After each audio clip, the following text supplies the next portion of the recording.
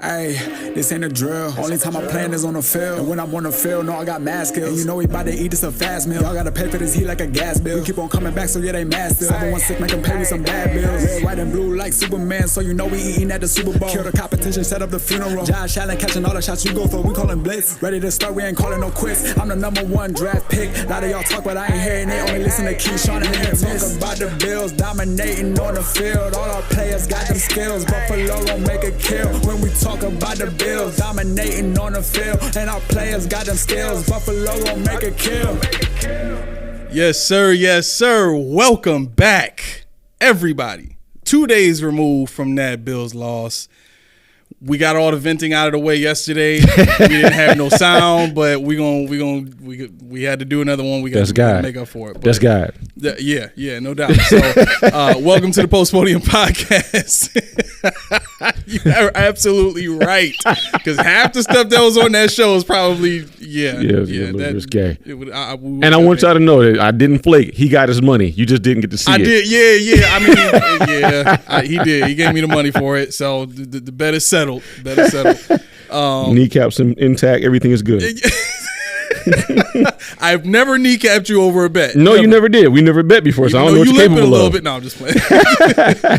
But yeah, welcome back. The Post Podium Podcast, home of the All Truth, No Sodium takes. I am your co-host Aramis, and this is Keith. And man, we gonna jump right into the game. This is post game material we talking about here, right? And this was a loss that was very telling as to what caliber of a team we have right now. Yeah, I mean, some games, some theory. We'll give you about an hour and 10 minutes, about 70 minutes of content. So yeah, I mean, where you want to start? You want to start offense, defense? Who you want to? Somebody in particular? Anybody? I think we were so emotional yesterday. We just kind of jumped right into the offense. Okay. There's a lot that goes with that. I want to start with the defense. Because there's more excuses to be had and to be made for the defense because of injuries and stuff like that. But if we could, we can. What do you think about the philosophy of this penetrating defensive line? Because for the level of aggression that this defense plays with on the defensive line, it seems to be offset by the way that the secondary plays. Yeah, I mean, you like we talked about yesterday. A lot of we're gonna say we talked about yesterday. You guys weren't present. We had a dry run, I guess.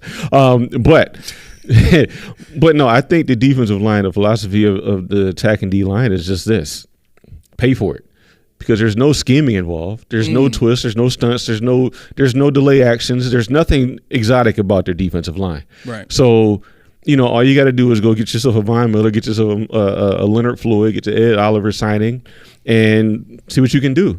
And I mean that lends to bringing in Linval Joseph when Daquan Jones goes down. That lends to the toying with what's his name, Joseph.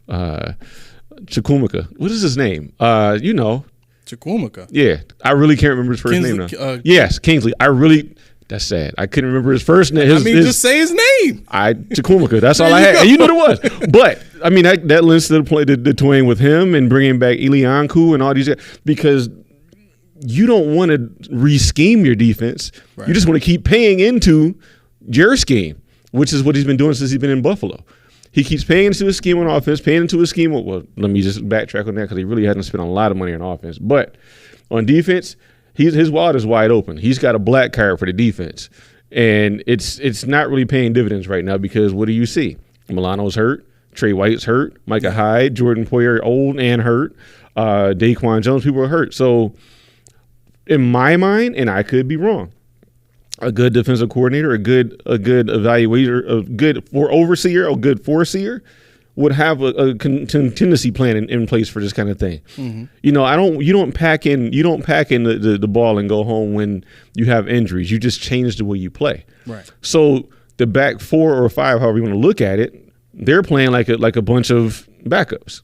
What I say is they're bailing.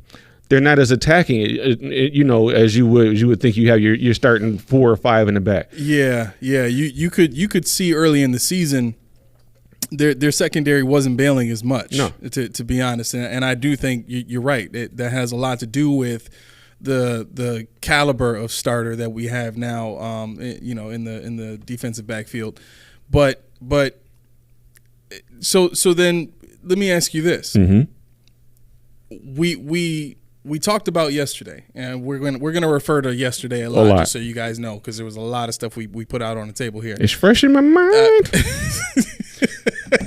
I think everything is fresh in everybody's mind right now, but about that game anyway. Yeah. But so we talked about yesterday about what Josh Allen said about game planning, right? Mm-hmm. And this was more so a comment related to the offense, but I think it does speak to the way that the head coach operates throughout the entirety of the team, right? All three phases, as Dorsey like it's to put it. complimentary He's got football. his thumb on it. Yeah, well, I hate that phrase. I know. You know I do. That's why I had to say it. It's gonna be one of those days, huh? Okay. So when Josh was asked yesterday, Sunday, in the post-game press conference about what took the offense so long to make the decision or make the change to being more up-tempo, more attacking style, more spread style offense, which is, what Josh usually exceeds in. Mm-hmm. And Josh's answer very plainly and very, concisely was the game plan. The game plan. And, to go with that, what I saw after we did our show yesterday, I don't know if you saw the article, but there is an article written that's saying that the players are lobbying for a more up-tempo offense. Oh, they should be. Well, I mean, it's written now. It's not even speculation. It's written that, well, I don't want to say because it didn't come from a Bill source, but it's, widely regarded in a well-thought-out article. But you know what that means. What? Somebody on the player side is leaking that information out. Somebody on the player side, somebody in the organization is leaking out. But I thought about this. And you want McDermott going. I'm like, I don't really care. I don't lobby for the guy, but I don't need him going if he changed the way he thought, which he won't. So I guess I need him going. I want a public execution. I know, but McDermott he's a genius. McDermott? He's a genius. Who did he get rid of last year? No. Who did he get rid of last year? From last year to this year, who did he get rid of? Well, Chad Hall left. He got. No, there's one name. You know who it is. He didn't really get rid of him, but he forced his hand in leaving. It was Leslie Frazier. Okay, who on this team can be a head coach right now? Does anybody have head coaching experience? Nobody. Who on this team can be a defensive coordinator? Eric Washington. Has he ever done it before? He's the assistant head coach, but no. Okay. So McDermott knows, in my thought process, you can't fire him this year because if you fire him, you don't have a head coach or a DC. Nah, and I get where you're going, and there's validity to saying that from the standpoint of that's Sean's belief, but I think the reality of it is, if you're gonna fire a head coach, it really doesn't matter who you put in that place anyway. It could be the special teams coordinator, just somebody I'm going to appoint somebody that I think can handle the position. And even if they can't, so what? Well, we fired the head coach anyway, and we're going in the wrong direction. I get that, but you got to look at where the team is, though. The team is in second place in the division. Third. They're in third? I thought I saw second today. No, we're behind the Jets. Okay. I know because they lost last night. Yeah, they lost. So now we're second. So Pegula's he's not the football savvy guy. We went through this already. Mm-hmm. We're close. We got to see this to the end. We'll see. As long as they go, as long as they don't just wet the bed completely and just lose the next 5 or 6 games and are in the position that they can usurp Miami and go to the first place and win the division. Ken Dorsey's he's a whipping boy. Nobody wants him as head coach. Pegula's not going to do that because everybody wants him fired. So in this scenario, you're saying we win the division, or we're in position. We're close enough. To Pegula, it looks like, if we just change this or change that. Do we make the playoffs in this scenario? No, we just come close. So we're a game out. Yeah, we missed it by a game. So we're 9-8. Basically. So now Sean's on the hot seat. So you think in this scenario where we go 9-8, we more than double our loss total from last year and missed the playoffs, that Sean's job is safe? I don't say safe, but it's not guaranteed going. Okay, and you think that the sacrificial lamb is Ken Dorsey? Yeah. Okay. And I think I predicted that before the season. This is going to be his last year. You're probably right. Either way, whether it's going with Sean or and it's not, it's not because I want to watch what I say here, because I don't advocate for Dorsey, but it's not because I think he did a crap job. I mean, whether I do or not, that's not why I think that he's gone. I think he's gone because, for whatever reason, he's going to fulfill the need, and then next year you're looking at a $29 million cap casualty, cap deficit. I mean, who really wants that? I don't know. Maybe people really want that gig. You can't get players. You got to make moves to sign your draft picks. Well, you would be. Are you saying you can't get players from a cap perspective? Yeah. Oh, okay. Well, I mean, because you can dumpster dive, but you can't go get your when you're a new coach. The new coach is going to want to come in and get a piece to fulfill his offense or his defense, because he has a philosophy. Mm-hmm. He doesn't want to just meander. There's no culture to build in Buffalo anymore. So we got the pieces. Mm-hmm. But he's gonna want to change something. Whether he doesn't do an Earnhardt Perkins, whether he doesn't do a 4-3, he's gonna need that cornerback, that Pat Surtain or somebody like that, and we can't give it to him. Okay. So this is all conjecture in my mind. I was thinking about the all the little scapegoats and the positions that he put himself in to survive again. So what you've done in the last three or so minutes is you've taken me through hell. in a scenario where Sean McDermott doesn't get fired, yes, and we still have to put up with him making the decisions in a year where we're $30 million over the cap, yes, and he's still going to be selecting the players that are going to be here for the time after we get the cap straight, which would be 2025, 26. Yep. And I think I just died a little bit inside. I think I did too. But I thought about this. That's why I wanted to say, because I wanted to run it by you and see what you had to say, because I want to be talked out of this scenario where we don't have a football guy in place to say nope. Because when I look at the moves they've made, I look at the way that they position themselves, you can't undo some of the stuff they've done. Right, but please butt me. Go ahead. With this offense that we have as it stands now, let's just say we were able to get you know what? We don't even really need Hardy. Hardy can go. That contract can be done. He can be out of here. That's fine. The guys who are under contract next year, let me say it like this. The guys who are under contract until 2025, the end of 24, right? Those guys on offense, and we can draft a center. McGovern will still be here. Dawkins will still be here. Cyrus will be here. So Spencer will be here. Let's say Spencer will still be here. Okay, so fine, leave him at right tackle for the following year. If you are going to set yourself up to have a new Super Bowl window for 2025 and on, now is the time when you need to fire Sean McDermott. Right? I get it. And so here's the number one option that you have. Well, you have two options really. You fire Sean McDermott and you hire Jim Harbaugh out of college, who has a 100% success rate, not according to Colin Cowherd, but he made a great point when he talked about how the Raiders should hire Jim Harbaugh. Yeah, I don't think there's with the cheating scandal and the abuse scandals he had. I don't think the Bills will want anything to do with him. Well, just because of how they are. That's kind of to me in my mind. I get why you're saying that, but that shouldn't.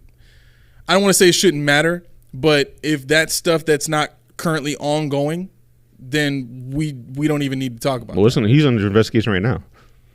Yeah, but the Bills have had players like that in-house that have been under investigation for stuff, and they Matt Araiza. Well, players, yeah, but I don't know if they want to do the figurehead. I'm not saying they won't. I just don't. I don't know. I'm simply stating he is an option. Yeah. The other option is, and my preference would be Ben Johnson for not a head Josh coach. McDaniel? Huh? Not Josh McDaniel like everybody else says? You trying to get me to use that F word? I know we said it yesterday, but it's a pop value. Now we know how we think. So it's like, I got to bring that pop in there every once in a while. Yeah, I see. But no, seriously, no. I know your boy is Ben Johnson, and I think somebody did mention him. I see. This is where I defer to you because I don't know where you pull these names out of. Well, I mean, you like it's like college where you kind of hear the banter and you hear the news and the talk about what offenses are doing what and who's behind that and if you look at what the defensive coordinator in Baltimore is doing this year with that defense, he's taken basically the same players except aside from the addition of Roquan Smith and turned that defense into a top 10 defense. Right. And I think they might even be top 5 or 6 at this point, if I'm not mistaken. This is worse than I thought it was. I don't mean to cut you off, but you see me making faces because it's Spotrac had an estimated cap space negative 41 mil. 41, yeah. After I think it was 39 when I heard about it a few days ago, but it was 29 when we got Rasul Douglas, and now it's 41. What happened? Yeah. Okay, sorry. But yeah. So I think Ben Johnson is the option that you would want at that point because even in a down year where you can't afford to go and get a great number 2 receiver, you still have Sherfield, right? And you still have Josh, and you still have Diggs, and you have an offensive line that is above. They're playing above average right now. Well, you got to resign Sherfield. Oh, he's on a 1 year deal. Yeah, I think he would definitely resign if he's going to be. I can see playing a number 2 position. If we promise throwing the ball every once in a while. Right. And so I don't think that's an issue. He has a home here. I think he would be comfortable resigning. But Ben Johnson has the type of creative mind and the scheming ability to build an offense around Josh and around these offensive players that would be effective enough to carry this team in a way where it doesn't have to rely on the defense.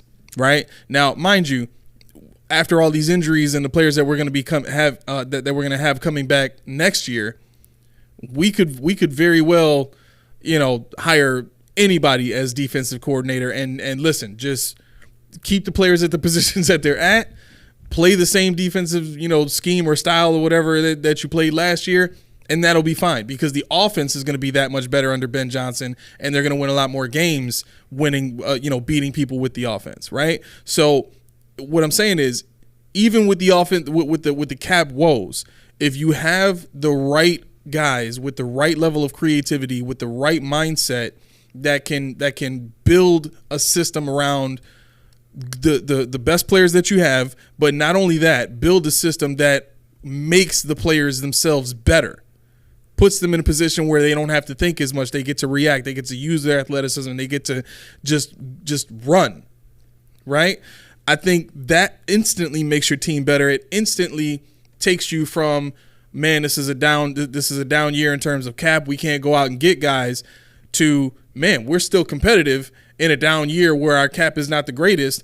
And on top of that, next year, our cap is going to be so good it's not even funny. We can go out and get another star as a number 2 receiver. Or we can go out, you know what I mean? And then furthermore, here's where it matters the most.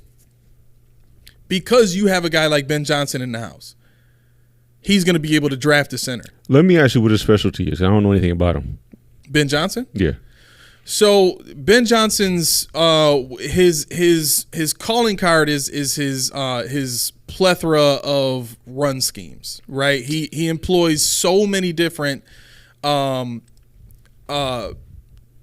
of run schemes and formations and things like that within the offense. On top of that, the way that he schemes up his route concepts, he doesn't need 4 or 5 receivers. He runs 11 personnel, 3 receivers, 1 tight end, who is Sam Laporta, who is eating up the league right now. Not better than Dalton Kincaid. Definitely not better than Dalton Kincaid. Kincaid is the man. Kincaid is the man. After seeing what I've seen that guy do, yeah, he fumbled, but that was just a great play by the defender. It is what it is. I mean, that happens. Right. So, Ben Johnson's calling card in a sense is his creativity, his ability to take the tools that he has and, make a chicken pot pie out of it. You know what I'm saying? So it's not your Andy Reid style of, route combinations and stuff like that. It looks like more of who can I point to? Well, I think I was more so going towards like, what is he, in terms of, is he a quarterback guy, running back guy? It looks like, I'm looking at it now, he looks like he's everything but an offensive line guy. So, and that's in the league. Well, he happens to have a top 5 offensive line, if not the best in the Detroit Lions offensive line. Well, yeah. And on top of that, he's got a quarterback in Jared Goff who Sean McVay decided wasn't good enough. And then, Ben Johnson turned him into a top-tier quarterback. Yeah, he was with Miami as an assistant quarterback coach in 13, 14, 15. What was that, Tannehill? Tight end, Miami. Assistant wide receivers coach in Miami. 2013, 2014? Yeah. No? Tannehill wasn't there? I don't think Tannehill was there then. Hold on, let me see. When was Tannehill drafted? Okay, so, let's see. He was there until 15. Josh got drafted in 18. Wasn't, I don't know. Yeah, he was drafted in 2012.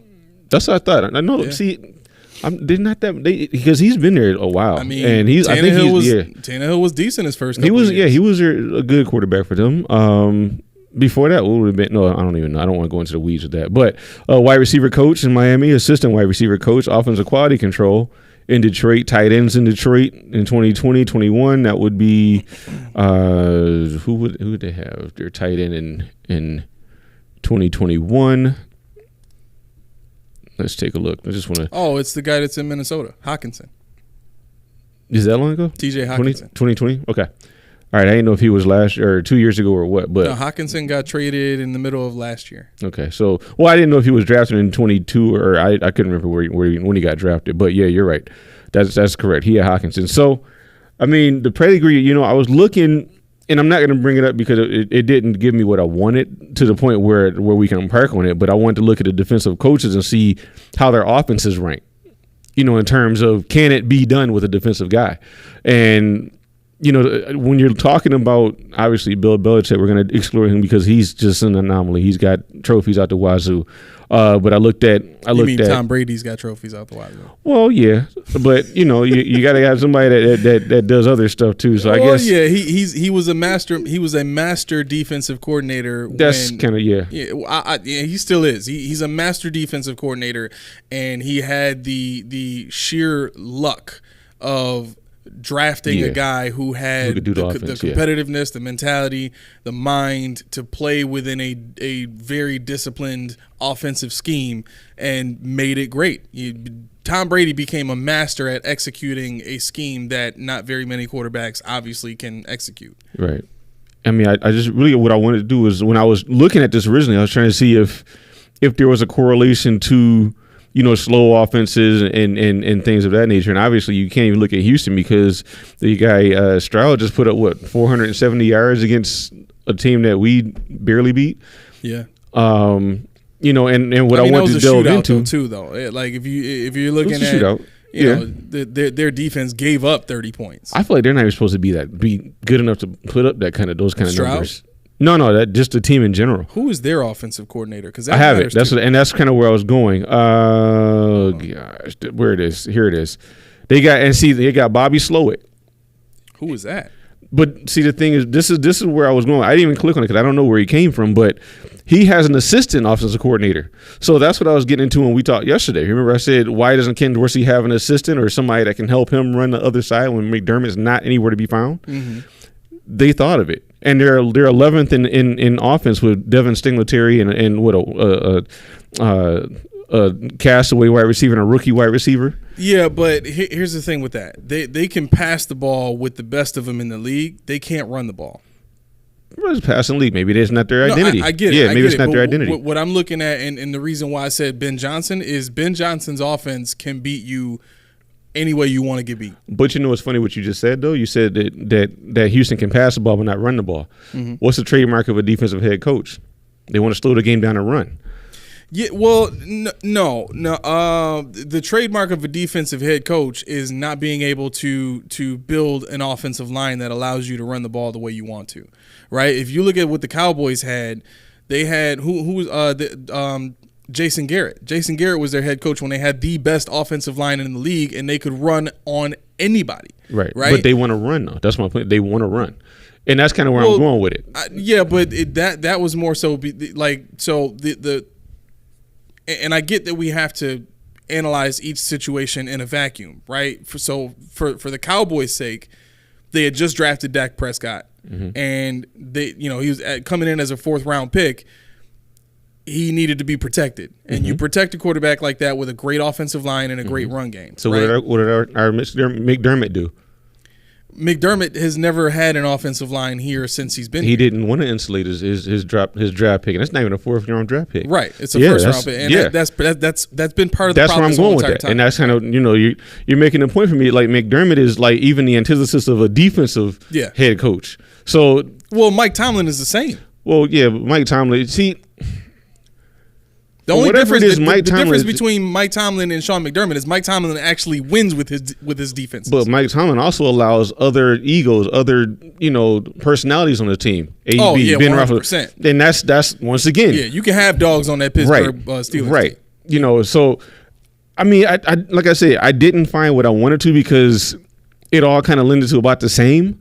But Brandon Staley with Kellen Moore. Kellen Moore is looked at to possibly be another head coach next year when the dust settles.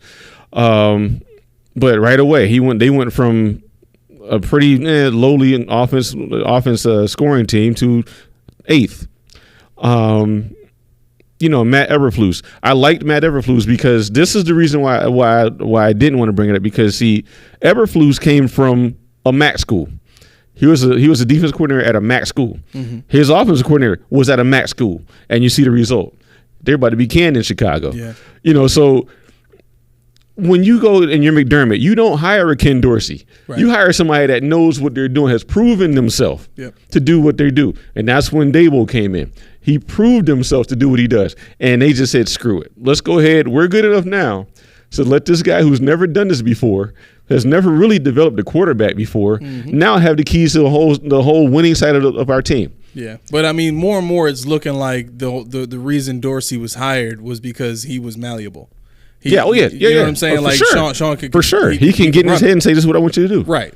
He's a marionette. Yeah, but to me, that's more, and this is why I keep going back to I want a public execution for this head coach, because everything that he's done to this point has been to insulate himself, right? And that's where I started. That's where I was going in the beginning of the show. 100%. Everything ties to how I can make it past next year, right? Past 25, whatever. I don't have to win anything, but you can't fix what I've done, right? And it needs to be undone immediately. And I'm glad, that report is out, that story is out, that, there's some politicking in the building going on now for a more up-tempo offense. I mean, I don't know how you can see what you see on the field and then not want to keep doing that. Right. And, we kind of started the show off with this yesterday. Well, I did. When you have a first series like you did, where you go down, you score a touchdown, and you kind of embarrass the defense in a way and end up getting a flag for it.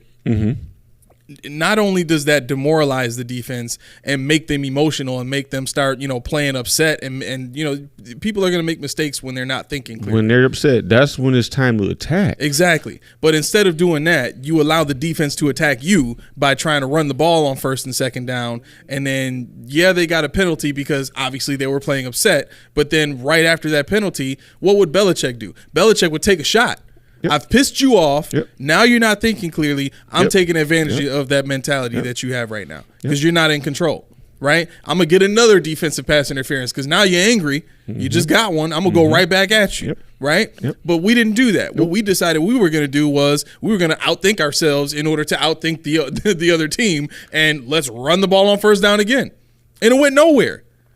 And I think it should have been clear. You trying to stop DJ Reader and Trey Hendrickson from getting in your backfield on any, whether it's a pass play or run play or anything, you needed to go back to the drawing board on that. Once you saw in those 2 run plays it wasn't happening, you shouldn't have been trying to run at all the whole rest of the game, because you saw in the first series we can throw whenever we want on this team. Right. Yeah, I mean that's the thing. Like I said yesterday, and I kind of started it with that. I said, and this is controversial, I did it on purpose, that the reason why we lost that game was because Josh Allen got the personal foul. Now, I don't fully subscribe to that. But hear me. Well, you heard me out yesterday. Nobody else did because it was a buzz. I was forced to hear you out. No, You were. But the thing with this whole concept is this. They were cooking. Josh Allen was running the ball. Josh Allen was playing with his stink. He was playing with his personality. He was playing with his emotion. Mm-hmm. He was having fun. He pointed at the guy. And like you just said, what happened on the second drive? Run. Get the ball out of Josh's hands. And as soon as he threw the ball, what happened? Picked off. Right. Now I screenshotted this right before I came here, just so I could look at the play on the all 22 view. Okay. Gabe Davis was the only receiver that was covered. I mean, they had somebody on him, interception, but he was the only one that you should not have tried. Steph Diggs came on the comeback over on the left side. James Cook was over here taking a nap right here in the slot here. Dalton Kincaid was getting ready to make a move. There was nobody anywhere near Josh Allen. He had no pressure. He pump faked for whatever reason, and then he just threw it there. Now, the swagger Josh that we had on the first drive, no. He would have did something else. I believe it. I believe he would have did something else. I believe that whole second series would have went differently had that not happened. Not because Josh fell into a stupor. Not because he said, I got to get out of my own head. We can't even say it was because of the injury. No, it wasn't. He was fine. Right. He was living his best life. Right. But as soon as that flag came out, what happened? So that's how you know it wasn't him. He didn't go to they would have told us that he went to that tent. They would have told us had something been amiss with him. But instead, what happened was McDermott said, no, we can't get him disqualified because we have Kyle Allen. We got Tyler Bass back there. We got Sam Martin. Whose fault is that? The person who picks the players. Yep. And you know how I feel about that. It ain't Bean. No. It's Sean McDermott. It ain't Beanbo. If you it ain't Beanbo. If you want to be the guy that takes the credit for making all of the decisions and having all of the control and you put yourself in that position because you want all of the admiration, you want all of the accolades. You want it to be all about the work that you've done, right? Mm-hmm. So how is it that you've put yourself in this position, but the last 4 years we've had 4 different people not named Sean McDermott pay the price for these decisions? But this is the dumbest thing ever, and I like it into what. And we now just Josh had. is paying for it this year. Well, this is a conversation we just had before the show with your spiritual dad. My pops. Pop. Yeah. All right. What did he say? How do you get wealthy? Real estate. You got to, yeah. Now, in order for real estate to make you money, do you have to go out there and physically keep building on this house? No. You set a process and you let it make you money. Mm-hmm. McDermott, you set the process. He's wearing number 17. He's wearing 14. Let him make you money. It's as easy as that. Yep. Let him make you money. What are you scared of? Because now they're going to forget who you are? No. Buffalo will love you if you win a Super Bowl. Right. They will carry you down Main Street if you win a Super Bowl. But the problem was... Bless you. The problem, he's tired right now. So that's all right. We might not get any it's pop laughter out of there. It's going to be right in the middle. But the problem with that is he was living that life, and he was on that track the first 2 years that Daboll was here. Right. And then what happened from there was they started having players looking at Brian Daboll like he was the head coach. The offensive players did, right? Mm-hmm. And Sean didn't like that. Now, this is according to my sources, right? Mm-hmm. This is exactly why there was a discrepancy between Brian Daboll and Sean McDermott, and this is all the infighting and stuff that we heard about the year before Brian Daboll left. Mm-hmm. The reason for that was Sean McDermott did not like that the players were looking at Brian Daboll as a head coach and not, subverting Brian Daboll to only look at or I guess in the looking at it a different way, or a better way to put it is subverting Sean McDermott's authority to look at Brian Daboll as a head coach and giving him that level of respect that Sean McDermott wanted. Yeah, Sean McDermott should have easily made Brian Daboll, especially if you're going to get rid of Leslie Frazier. You say it was, we don't know the truth, but we can speculate. What, and I speculate as far as what happened with Leslie. Yeah. Oh, I got that too. I'm just going to speculate. They got rid of his butt. I don't want to say the A word. Sorry, Ken, but they got rid of his butt. They got rid of Leslie. Yeah. No. So what actually happened is You know who's the assistant defensive coordinator they hired? Holcomb. Mm-hmm. So when they hired Holcomb, Holcomb was the purpose for his position was to be a liaison between Leslie Frazier and Sean McDermott. And when he came in, what he was supposed to do, or what he asked Leslie Frazier to do, was to give all of his playbook info and all of his notes and everything to Holcomb, right. So that all of that information could be run through Sean McDermott. Well, okay, that's kind of what I meant. They ran him off, we'll say. Yeah. They ran him Leslie Frazier off. wasn't about to hand his stuff over, so he left. Yeah, so now what you see is Sean McDermott trying to remember what happened, what he could remember from the defense, and institute into what he runs. Right. Which is why you see a disjointed. There's no yin and yang. The same thing happened with the offense. They're trying to remember as much as they can, and they just can't do it. There's no yin and yang. I mean, it could work if you had the complementary defense. I'm just going to say that because that makes sense. Complementary defense makes sense because you gotta have a front me four. A lot today. I just want you to know I'm bleeding over here. I know I'm cutting you deep, but you gotta have your front four aligned with philosophy with your back seven. You gotta have your back five aligned with your front four, whatever. Right. Front six. What you're seeing is basically two different defenses. From the linebackers back is one thing. From the linebackers forward, it's a different thing. Yep. And all he wants to do is win that front four on the talent. There's no scheme at all. Like I told you yesterday, Cincinnati was stunting. They were twisting. They were doing all sorts of delays. They were trying to confuse Josh. They had a double stunt. I didn't know people did this. They left the middle of the field wide open. So Josh would try to run, and he got tracked down from the back because they had a double stunt. He ran himself into a spider's web.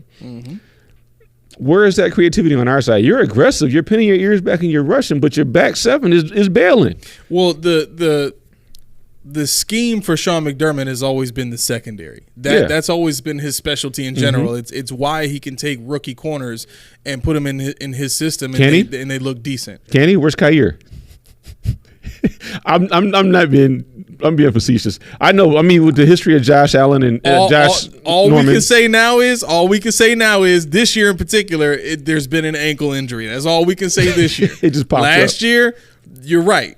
Yeah, you're right. I mean, like I know you Josh Norman and whoever else, Captain Munnerly or whoever was there at the time. But it was Captain Munnerly. No, James Bradbury and Daryl Worley were the two guys they brought to the Super Bowl with him. Was Munnerly over there with him though? Munnerlin? Yeah. He might have been. He might have been a nickel corner. Maybe. Yeah, I think he was there with Josh Norman. I just remember the name. Yeah. I think he was in the EJ Manuel. But they ran a lot of 4-3 too. They didn't run nickel. Yeah, so, which we should be. But see, this is something that I said. Did I type this? Because I know we're good on time. Yeah. God, what did I put? Because this is all new stuff. Matter of fact, I'm gonna have to go to the text on this because I literally text out to a buddy of mine in regards to how people were talking about how banged up the defense is, how this, that, and third, and I said. Who put themselves in a position? Okay, you don't have another Matt Milano. You don't have another Trey White. You don't have another. And we talked about Trey White. He's above average. Right. You don't have these guys, but what you have is a guy who wants to dress 11 defensive linemen. He wants to dress 4 linebackers when you run a nickel. Dude, you can't even run a 4-3 if you wanted to with 4 dressed linebackers. Who's your strong side linebacker? Right. You don't have one. Right. You didn't dress one. You don't even have one on the team probably unless you're bringing AJ Klein up. In the back, you got what? You run a nickel, but you're dressing 5 cornerbacks. You're dressing 4 safeties when 2 of them are old and banged up. Yep. Another excuse you built into yourself. Yep. It's another. Well, I couldn't do it because we're just so banged. No. Von Miller was hurt last year. I hope that man's home life is not like this. Like, honey, listen, I meant to get you something for our anniversary, but I got and he ends up having all these built-in excuses. What had happened, right? Was I was supposed to have $10, but I didn't get the 10, so I can't afford to get you nothing to eat tonight. That's where he is. It's like everything he has planned to do, everything he's wanted to do, everything he's instituted is based on everything running smoothly and perfectly. Yeah. Nothing can happen to upset this machine. Right. And even when something does happen that throws the game plan off or the process off, it's stick to the plan. Stick to the process. It has to work because this is the way I designed it to work, and because I think it should work. Even if something goes wrong, even if we have 4 flat tires, even if somebody throws a wrench in the engine and it gets stuck between the clutches and whatever, it's fine. It's fine. It's we're fine. we're gonna keep hitting that gas pedal, and we're gonna keep expecting the car to drive forward. It's probably fine. Don't worry about it. The engine's You gotta probably put the gonna word blow probably. up. It's probably fine. Right. It's ridiculous. Just turn the radio up some. You want to hear it. Right. That's exactly what all these other firings have been all these 4 years. Exactly. Instead of, listen, pull the hood up a little bit, take a look at what's going on. Listen, I got a better option. Take it to the shop and let a real professional look at the car. Yep. Stop trying to think you know what to do with that thing. Oh, that bolt looks a little worn. I might have to think about replacing that. So. Leave that defense alone. Yeah. You had one good year, bro. You had one. Yeah. One. Yeah. And the reason you made it to the Super Bowl wasn't because of your defense. It wasn't because your defense got destroyed in the Super Bowl. Just because your quarterback. Your quarterback wasn't that MVP year? That was Yeah. That was his MVP year. They went 15-1. Kelvin Benjamin was a budding superstar, right? And you had a decent number 2 in the other 6'4" receiver they had. The guy from Michigan. I forgot his name. I forget his name. He was a tight end converted wide receiver because he was too small to be tight end. It's like on the tip of my tongue. I can't think of it. But anyway. I know. No, you know I got to do it. Go ahead and make your point because you know I got to do it. Yeah. I got to pull it up. I need completion. But yeah, that's why they made the Super Bowl. Right. And what happens when you have that level of success and you've had a pretty good defense that year is you begin to think, well, I'm a Super Bowl level defensive coordinator. Right. I've been to the Super Bowl. I know what it takes to win the big games. Really? Really? Because the following year, or even we don't even have to go that far. In the Super Bowl, Devin Funchess, I think that's what we're talking about. Devin Funchess is the guy we were talking about. Yep. In the Super Bowl, how'd you get destroyed? You got destroyed because your offense couldn't do anything. Yep. It was a gimmicky offense to begin with. Yeah, it was easy to just dissect if you stop Cam because they didn't really have anything but Olsen and I guess Benjamin. Exactly. So that got shut down, and your defense couldn't do anything because you gave up. They gave up what 30 points in that game? The Super Bowl that year? Yeah. 24. They gave up 24 points. You lost 24-10. So if I'm looking at this, you lost by 2 touchdowns. One more, and that's a qualified blowout. Right? Yeah. So your defense didn't do anything. You didn't really contribute in that game. So where is this arrogance or this belief in yourself that you're above reproach when it comes to addressing the things that you've done wrong?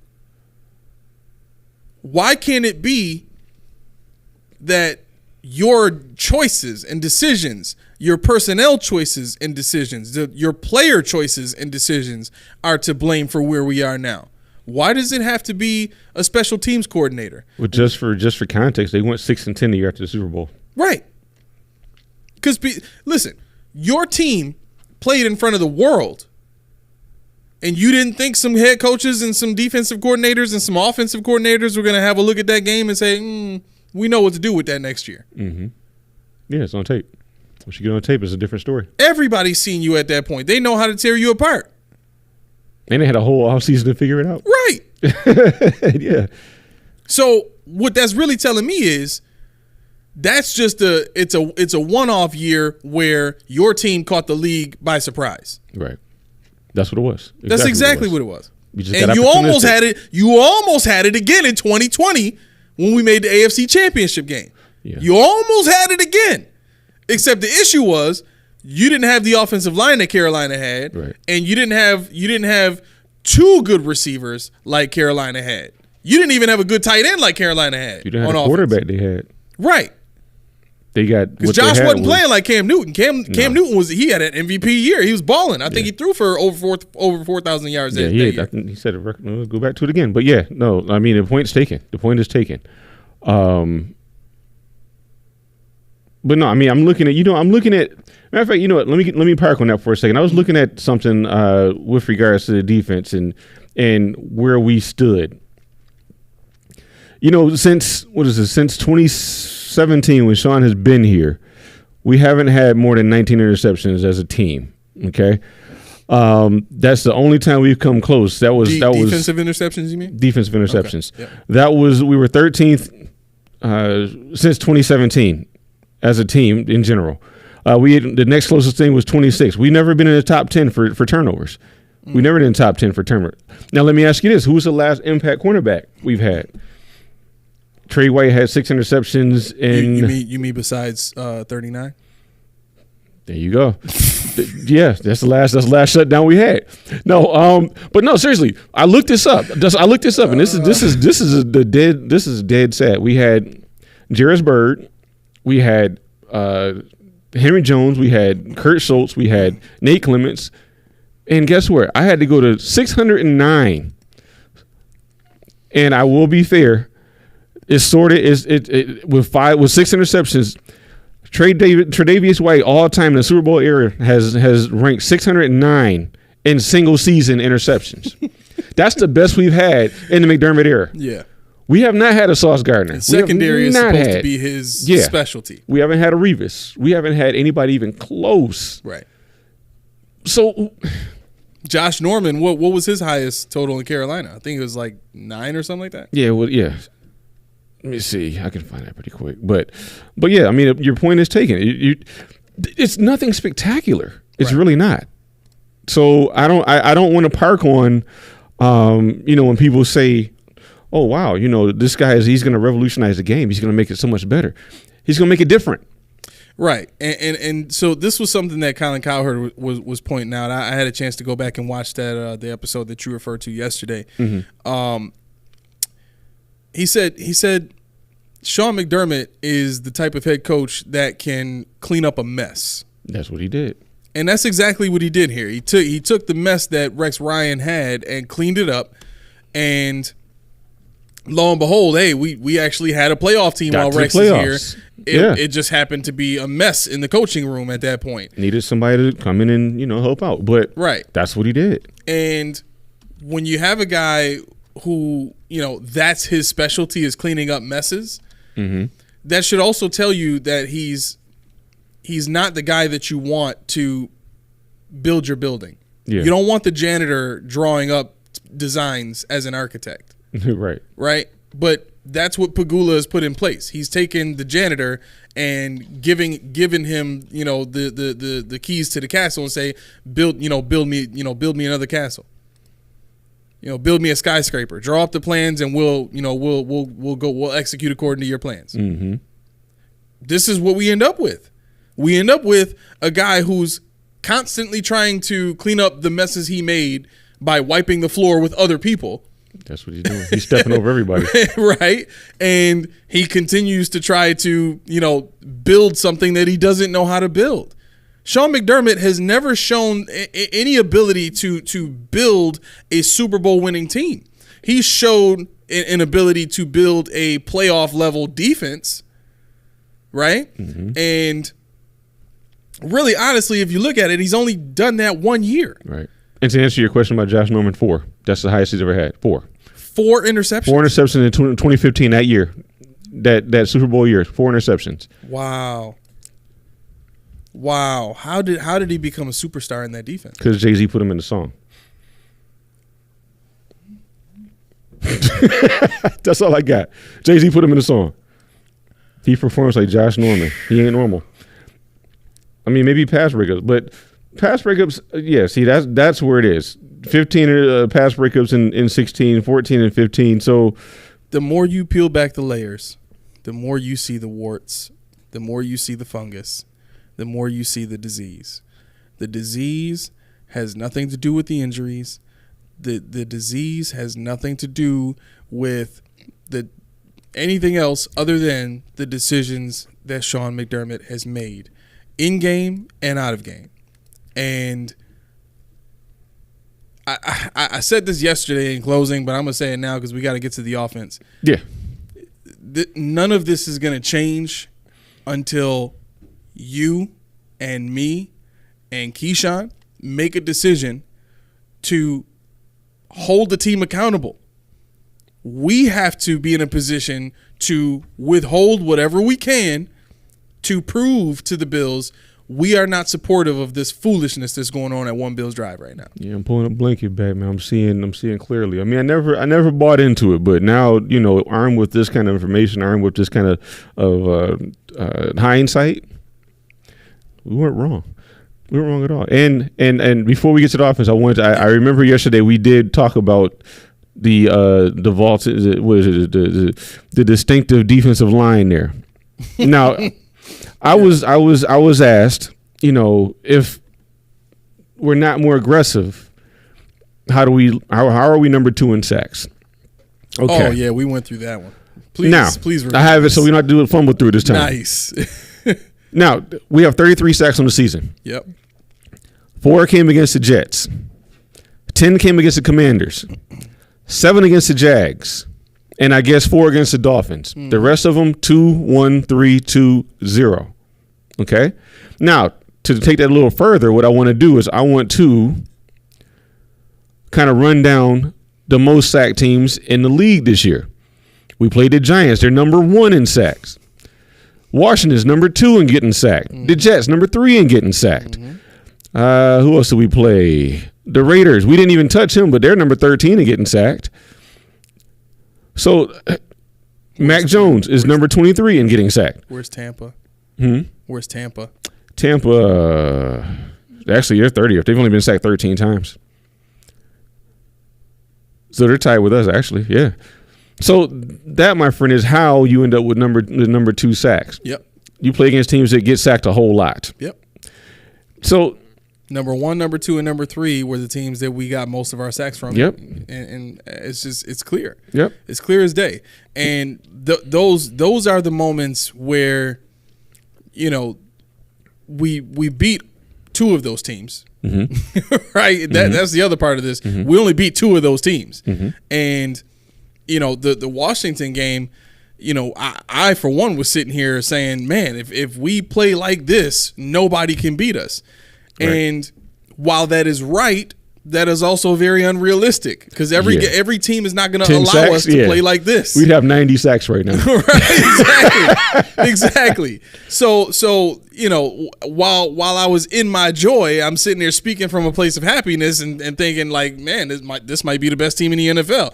Yeah. But like I said, every team is not going to allow us to be that on a week-to-week basis. Right. So we've got to be able to win multiple ways. And when you have a defense that has no identity and you have an offense that has no identity, well, here's the thing. The offense does have an identity, but the head coach is in denial about the identity of his offense. They neutered it, the identity of the offense, yeah. Right? For and according to my source, there's a fear for the job, right? And I get that there's a fear for your job if you're Sean McDermott, and that's causing you to try and protect yourself as much as possible by dialing Josh Allen back. But that's a defensive minded. That's a defensive minded, or how can I say it? Defensive mindset, right? Old school defensive mindset too. Old school, and he's only 47. Well, that's old enough. Yeah, that's old enough. He's still 47. Jim Johnson. Listen. Brian Dawkins was a part of the defense that he coached back in Philly. Now he's from Jim Johnson, right? Yeah, he started under Jim Johnson. He still thinks this is what 2002. Whenever he started, he still thinks he's lost, man. Yeah, he's so old school. It's not even funny. That's it. He's lost. I think Andy Reid is probably the only guy that is, older in age that's winning right now. But he's doing it because he's always been ahead of the curve when it comes to offense. Like, you got to keep in mind, this man was winning games with Todd Pinkston and James Thrash. Don't remind me. That was the worst team to watch. Man, that was by far the worst team to watch. Todd Pinkston and James Thrash. Can anybody else tell me who those people are, where they came from, what they did in the league? Probably not. Right. But he did it with Donovan McNabb, who I would say is probably a lot like Dak Prescott, Yeah. and those two receivers. Yeah. He didn't have a tight end. And he really didn't have well, he had Deuce Staley. Was Westbrook there yet? Brian Westbrook? Brian Westbrook Yeah, was he there, was there. in the later years, yeah. Oh God! Todd Pick. And the thing was, I was in college at the time, and I was at Edinburgh, and everybody was from Philly, and they was just talking about this Philly Eagles team, and I think that's why I don't like them to this day. I can't unsee Todd Pinkston and James Thrash. But again, he's the only coach that is of an older age, or I'll say at Sean McDermott's age or higher, that is winning in the league. Everybody else that's older, Bill Belichick. I mean, I guess you could say the guy in Seattle, Pete Carroll. Pete Carroll is winning, but he's not really a solely a defensive guy. No, he's just He's more well rounded. And the thing with him is, he's an old school college coach. Right. When you're a college coach, you gotta think differently. You can't just think on one side, and that's why it's working for him. Right. Exactly. Because he's able to think all three phases through and process that very well. He plays backup quarterback in his training camps. Wow. Yeah. He literally goes out there. He doesn't put pads on, but he goes out there and he snaps and he throws the ball. Wow. So he has an eye for it. That's amazing. But anyway, going to your offense, unless you have more. Let's go to the offense. So I wanted to take a look at because I know we talked about the running in the first series and all that, but there's a particular set of body language or a particular body language that Josh Allen speaks whenever there's plays called that either he doesn't like or he doesn't think are going to work. Mm-hmm. And that body language is him holding the ball. If I can show this for those people watching, he holds the ball, and you can see his feet just kind of like he gets the happy feet, and he starts his shoulders start telling you that like there's a little jitteriness in him where he's looking around, and it's almost as if he's trying to tell you with his body language, nobody's open. No, I don't see anybody open. Nobody's open. What do you want me to do? Where do you want me to put the ball? What am I supposed to do? Mm-hmm. I know the pressure is coming. I can feel it. I sense it. Where am I supposed to put this ball? Mm-hmm. And while we may be able to look at the all 22 and say this person was open, this person was open, you have to keep in mind, the times when Josh is looking in that direction, that player might not have been open. Yep. I think we're at a point now where we can give Josh Allen enough credit to say he's able to play the position the way that it needs to be played at a very high level. We've seen him do it. Better right? than, Right. So if that's the case, then we've got to give him the benefit of the doubt that when he's sitting there and he's looking for whoever's open, while that person might not be open at that point and he turns off to look at another receiver, that might be the moment where the receiver that he just looked at comes open because the defense is reading his eyes and moving to a new spot. Yeah. Right? So with all that being considered, the message that I think the body language gets out or should be translated as is this is not the offense that he wants. And I know we've said that before, but it's the reason why there was a beef between him and Diggs, because this is the offense that Diggs likes, where he's getting targeted all the time and he's getting the ball all the time because it's the most efficient way to move the ball with this offense. And that's what Sean McDermott wants for the sake of lowering the interception rate. Right. But when you're talking about Josh being able to play his game, he's never been the guy that wants to only throw it to Diggs 20 times a game. Right. That's never been his game. Did you know the Bills have a winning record when Gabe Davis has more than 4 receptions? I believe. Let me see. I have it here. I don't want to misquote it, but there actually is a split. Very telling. Gabe Davis, when he catches the ball, he has 22 catches in 5 games, 296 yards. We won off in the 5 games we won. In the 4 games we lost, he has 9 catches for 138 yards. He has a 73% catch percentage in the games we win. 47% catch percentage in the games we lose. He's targeted Let's see, yards per target. In the games we win, almost 10. The games we lose, just over 7. Now, what this is saying to me is when I looked at Dalton Kincaid, he's the opposite. He plays better when we lose. Gabe Davis has to be involved. I know we talked about this ad nauseum, but I'm looking at the numbers. I'm like, okay, he has to be involved for whatever reason to make the game, to make this vehicle go. Not saying he has to be, focal, but you can't ignore that side. You got to get him involved, whether it's 5-yard games, and like I said 2 shows ago. Go ahead. I was gonna say, if he disappeared for 3 straight games, but he had a 100-yard game with it, so that's 25 yards a game basically. If this man gives me, I mean, that's just being hyperbole, but if this man gives you 50 yards a game as opposed to 96 every other, I think we see a different result. Right. I really do. Right. I would contend this though. We got a little more time. Huh? We got more time. Okay. I see you putting that up there. Yeah. Just making sure. I would contend this though.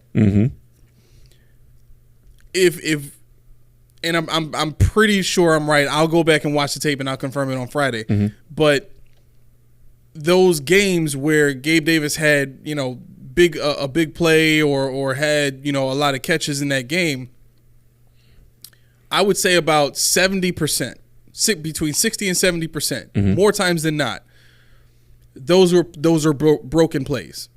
Those were plays that were not designed to go to Gabe Davis, but he came open late. I think I can agree. The Tampa Bay game he was game planning. It seemed like he was going a lot of short plays, a lot of timing routes, timing routes, but the Tampa Bay game was the one. Very different routes from what he usually runs. And that's what I wanted to see him run in the beginning of the season. When I said this is our number 2, I don't want him going deep. He's not fast enough. Right. That's the Gabe Davis I want to see. I'm not going to get that one. I know that. Yeah. But that's the one I want. Right.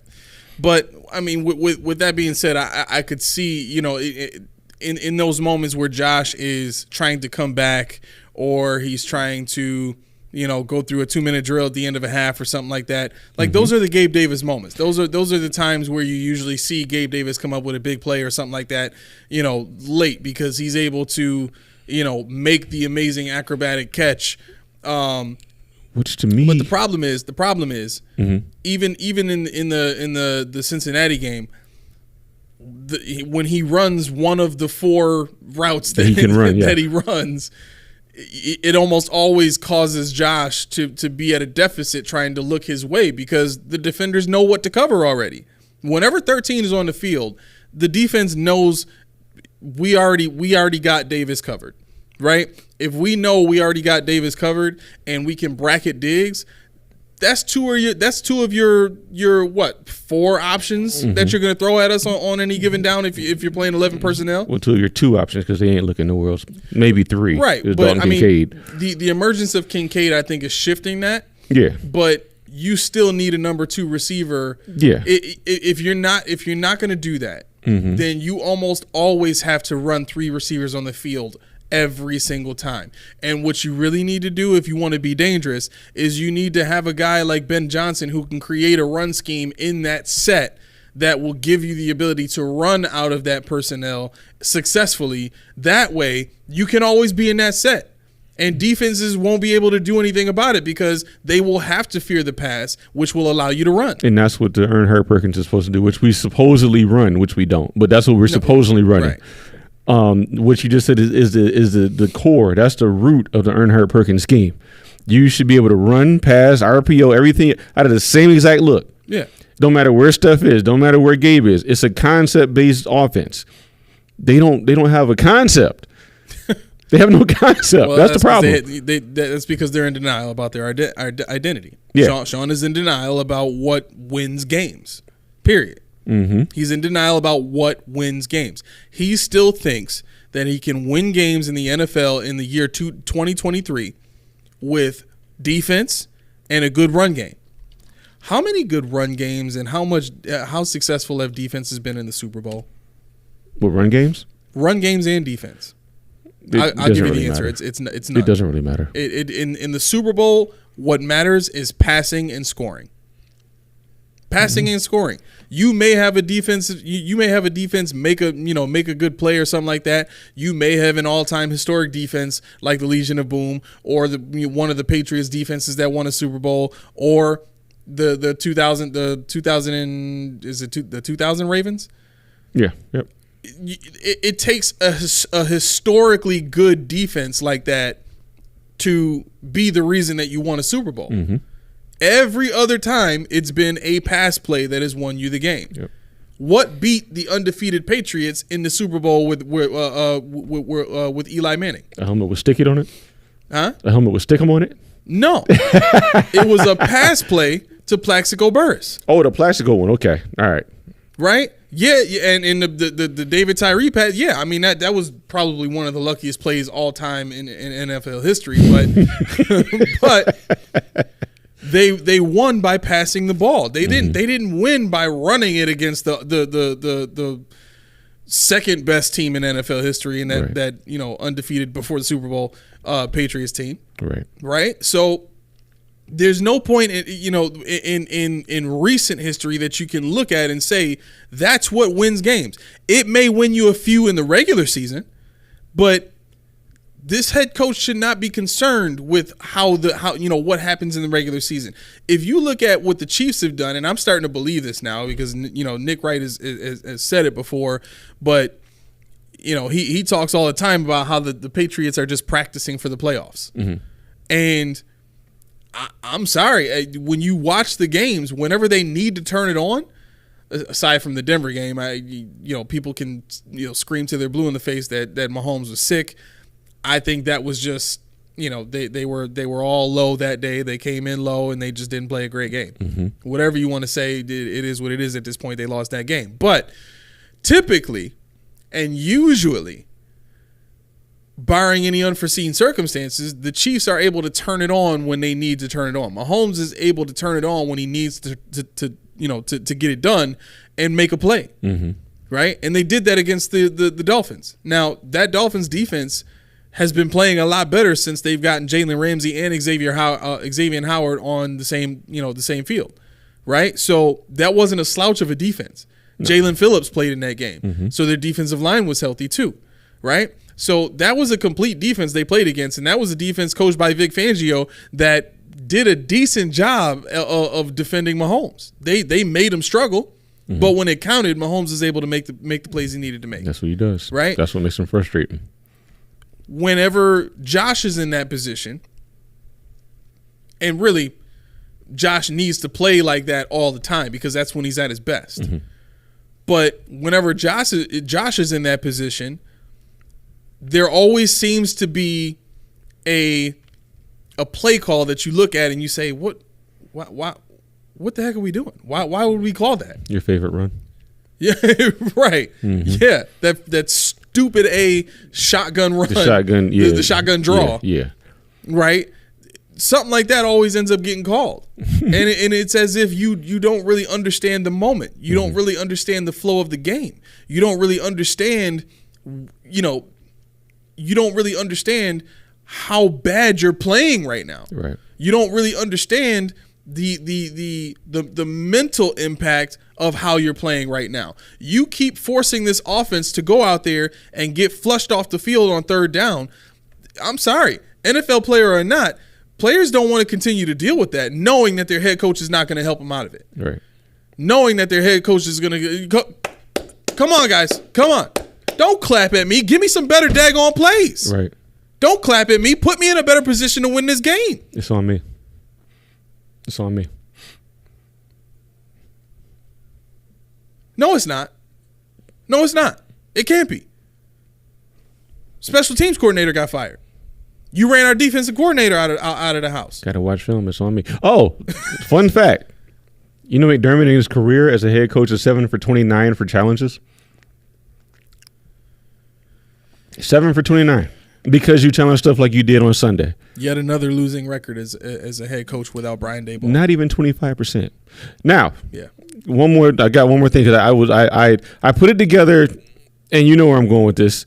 What do Deontay Hardy, Saran Neal, Reggie Gilliam, Tyler Metcalf, Cam Lewis, Reed Ferguson, Quentin Morse, and Ty Johnson mean to you? Those are your core special teamers, right? If there was a toilet flushing sound that I could make right now, that would be it. Well, you know what else is being flushed? What? Our cap, because that's $15 million we're pouring into these guys that didn't play more than three snaps on their respective sides of the ball. $15 million for guys that all they do is run down and cover a kick that's going through the end zone. That's 6.4% of the cap. I don't know what the stats are on Ty Johnson, but he did not look like a guy who knows what to do with a kickoff. He's trash. Only reason he has that job is because Damian Harris got hurt. Why do we have running backs returning kickoffs anyway? I don't know. Damian Harris has only done it twice in his career, evidently. And Ty Johnson is not the fastest guy in the world anyway. No. So even if he had a lane, who's he going to burn? Are you just doing that because you want somebody back there who's not going to fumble? Yep. Are you that scarred by Isaiah McKenzie that you don't want to put a receiver back there? Yep. What's Hardy for? Just use Hardy. I mean, dude, I don't know. $14.6 million when we're $41 million over the cap. I don't get it. I mean, we could delve deeper into. I'm not going to do it now, but we could delve deeper into guys that play 1 or 4 or 5 snaps on their respective sides. We probably need to look at that because that's I will have it for Friday. Build a case of mismanagement of assets. I want to do that. I'll look at it for Friday. I mean, let's indict the guy, man. I mean, we're already at a point now where there's heat coming down on him. You see the best part about this though? What? If you let's say you cut them all. There's 8 of them. Just got it's a $13 million cap, dead cap for core special teamers. So you can't even get rid of them. What are we doing, people? And that's my close for today. What are we doing? This is unbelievable. I mean, what we're doing now for you guys who are watching is we're making it all the more clearer why there needs to be change at One Bills Drive. And I know that, for the most part, people who are watching us, they're either not ready to say it's Sean's fault and he needs to be, taken out of there, or, they're on board with us to a lesser degree. Mm-hmm. You know what I mean? Where that option is, okay, well, yeah, Sean McDermott is not great, but what's the option after that? Right, I hate that question because that's not my point. That's not my purpose. It's not my reason for being. I don't have to tell you if not him, then who? That's not me. Right. But I can tell you we ain't gonna win. Right. The question should not be, okay, well, who do you want to put in that position? I'm not the one that makes the decision. The point is to go find somebody who knows who would do well in that position. I'm just arming you with the math. You take what you want. Right. And I get that the mindset is I don't want to take on bad news or hear bad news without a solution. I get that from a business perspective. Don't bring me a problem unless you got a solution. I understand that. But part of creating change in any atmosphere is admitting that you have a problem. Mm-hmm. And the people who are unwilling to agree with us after all this proof and factual information that we're giving you, I got sources in that give me information from inside the building and all that. So as we present this, if you're still at a point where you're unwilling to change the head coach, even now, okay, I don't know what to tell you at that point. You can keep riding with the team into a ditch, right. But that's where this thing is going to go, because we went through, I don't know if you have a second, but we went through the Bills schedule yesterday, and the conclusion we came up with is at the very best, this is a 10-17. At the very worst, it's an 8-9 Yep. Right? Yep. Now, what does that remind you of? Does that remind you of 9-7? That's where we were for years. 8, 9, and 7. Years. That was and the years. drought. And years. And if it wasn't that, it was 6-10. 6-10 was a good year because we could get a Stephon Gilmore or somebody like that. Right, 14th overall or something like that. Like, who cares about that? Was it good enough not to be good enough is what they say. And what made it worse is the one year we went 3-13, we draft a defensive tackle. Yep, because Von Miller got picked ahead of us. Quarterback already. What? Because Von Miller got picked ahead of us. No lie. That's Von Miller said. He thought all indication he was going to be a Bill. So when he came, who was our quarterback at the time? Who was ours? Was it EJ? No, couldn't have been EJ. No, EJ was after. Who was our quarterback when Darius was drafted? Who was it before EJ? Was it JP? Hold up. Trent Edwards. No, Trent Edwards. Trent Edwards. That's who it had. No. It was Fitz. When Darius was drafted? Fitz was here before. Yep, it was Fitz. So I'm confused. Well, we don't need to go into that right now. We gotta we'll pick it up on Friday. Yeah. Let's do that. Hold on, let me see. I just want to make sure. I know this is on me now. It's on me. It's all good. Yeah, he was here from 2009 until 2012, and Darius got drafted in 11. Okay. We were supposed to get Cam Newton because Andrew Luck was supposed to come out. That's why I hate Andrew Luck. Andrew Luck was supposed to come out in 2011, and he was going number 1, and Newton was going to go number 2. Denver had a quarterback, so we were getting our quarterback. Wouldn't it be something if the whole reason that we stopped trying to go 13-3 for the sake of getting a quarterback was because we got burned that year? Like, what if that was the plan? Like, we're gonna go 13-3, right. or we're gonna lose this year and we'll draft Andrew Luck and then we'll be fine. Like, oh, and then he doesn't come out right. that year. Oh. Right. Like, and then from that point on, nope, never again. Never again. I will never lose. I do not trust these quarterbacks. Never again. Like, it sounds like the Billsiest thing to think. It sounds like the Billsiest thing to do. I mean, it happened in the drought. Why couldn't it be true? Right. But I digress. Friday's gonna be a fun show because we're gonna build on this. Yeah. I can't wait. Guys, tune in to Friday. This is gonna be a heater. Man, Friday 5:45. We are gonna be here. Listen, I'm gonna be all smiles at that point because I will have watched tape. I will have been ready for this game against the Denver Broncos. I will have gotten all the answers I need for this debacle this past Sunday. And we'll definitely have a lot more information for you, going forward about, what's going on with the Bills and, what to look forward to, what to expect, and all that kind of stuff. I mean, you just got to be here. You just got to be here. And if you can't be here, then at the very least, make sure you're, how you say just it? hit the little thing, make it ring-a-ling-a-ling. Yeah, you can watch it anytime you want. All you gotta do is subscribe. It's a ticket in a dream. Come on over. That's it. You'll get the notifications and everything. So with that said, man, we appreciate you. Thank you for tuning in, rocking with us. We apologize for those of you who tuned in yesterday and got that buzz sound throughout the whole thing, and you had to watch the camera going back and forth with no sound. Sorry, Mom. Right. Also, happy belated birthday to you, Mom. I said happy birthday on the day of, but I want it to be known. My mom had her birthday on Friday. No doubt. I think I said it ahead of time, Mama, so, Keyshawn can get a whooping, but I don't want a whooping for that. I said it before when he mentioned that your birthday was coming up. That's right. I said it right then and there. That's and right. I think it's on camera, so we got proof. but with that being said, thank you very much. And as I put this music back on, ridiculous. I let it cut off.